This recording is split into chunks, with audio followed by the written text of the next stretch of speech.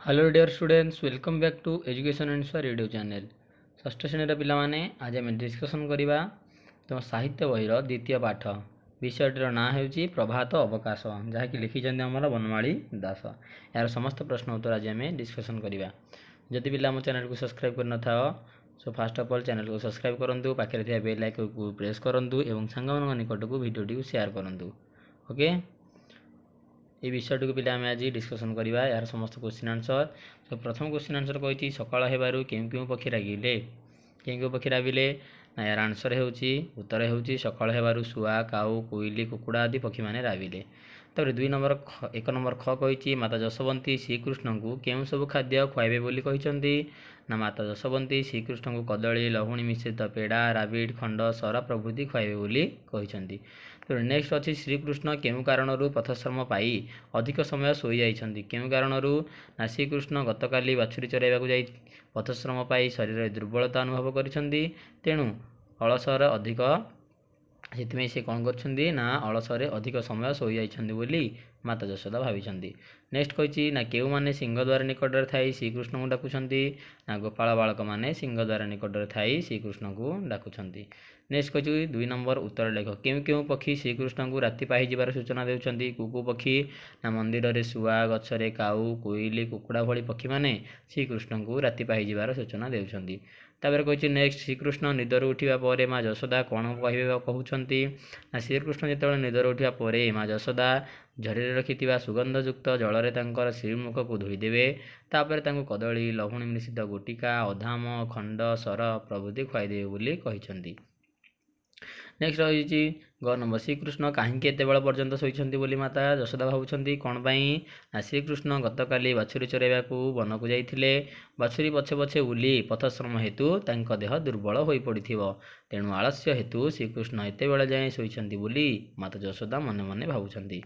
Next कही एही कविताटी यशोदांकर मातृस्नेह किपरि फुटी उठिछि ना। यार उत्तर हेबो ना माँ यशोदा श्रीकृष्णଙ୍କର उठिबार विलंब हेबार देखि खूब श्रद्धारे तांको उठाइबाकू चेष्टा करिसंती।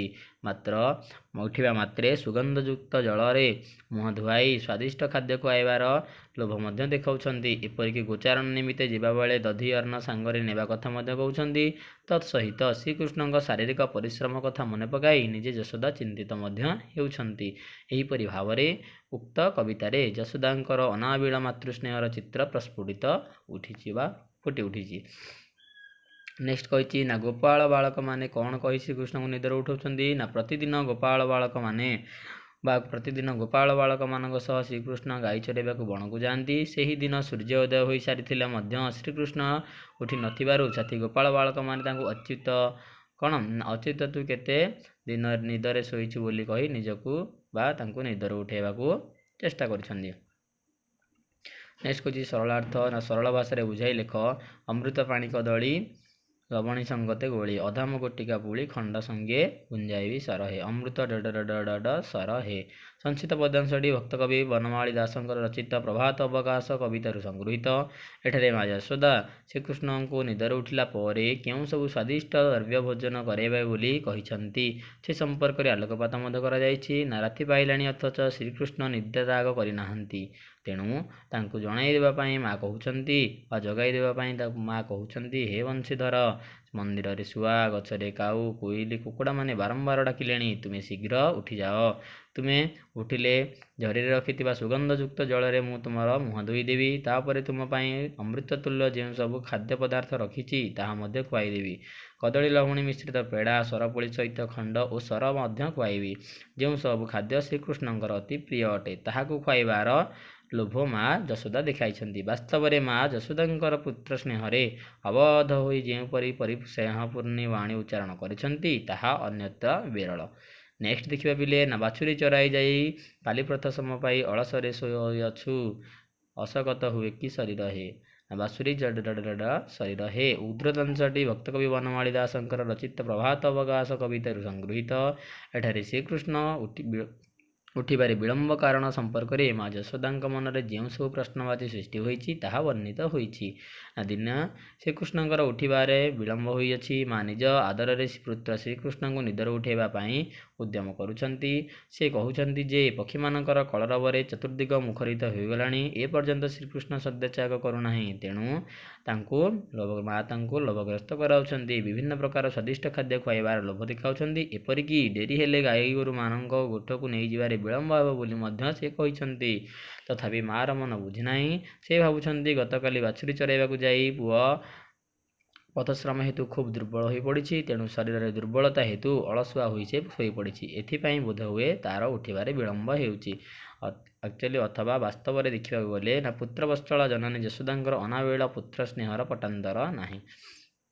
ଓକେ, ନେକ୍ସଟ ପିଲେ 4 ନମ୍ବର ଦେଖିବା। ମା ଯଶୋଦା ଶ୍ରୀକୃଷ୍ଣଙ୍କୁ ନିଦରୁ ଉଠାଇବା ପାଇଁ ବ୍ୟସ୍ତ ହୋଇପଡ଼ିଛନ୍ତି। ଯେଉଁ ପଦଟିରେ ଏହାର ସୂଚନା ମିଳୁଛି ସେହି ପଦଟିକୁ ଲେଖ। ସିଂହଦ୍ୱାରେ ଗୋପସୂତ ଡାକନ୍ତି ଉଠ ଅଚ୍ୟୁତ, କେତେ ନିଦ୍ରା ଯାଉ ତୁତ, ଆକାଶେ ଉଦିତ ବା ଆକାଶେ ଉଦୟ ଦିନ କର ହେ। ଏଇ ଲାଇନଟାକୁ ସେ କହିଛନ୍ତି।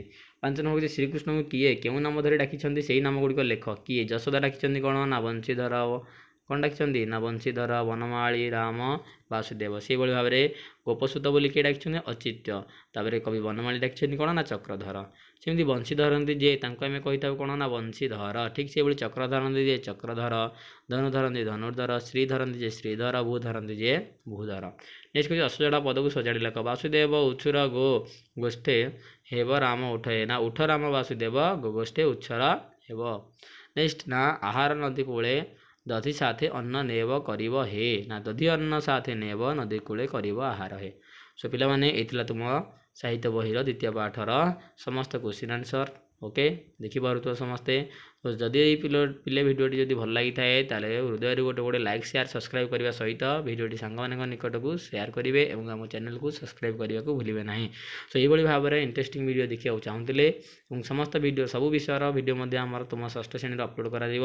ଓ ଜଲ୍ଦି ପିଲେ ଚ୍ୟାନେଲକୁ ସବସ୍କ୍ରାଇବ୍ କରନ୍ତୁ। Thanks for watching this video. ଦେଖା ହେବା ପୁଣି ଆଉ ଏକ ନେକ୍ସଟ ଭିଡ଼ିଓରେ ଏବଂ ନେକ୍ସଟ ଟପିକର। ଓକେ, ଧନ୍ୟବାଦ।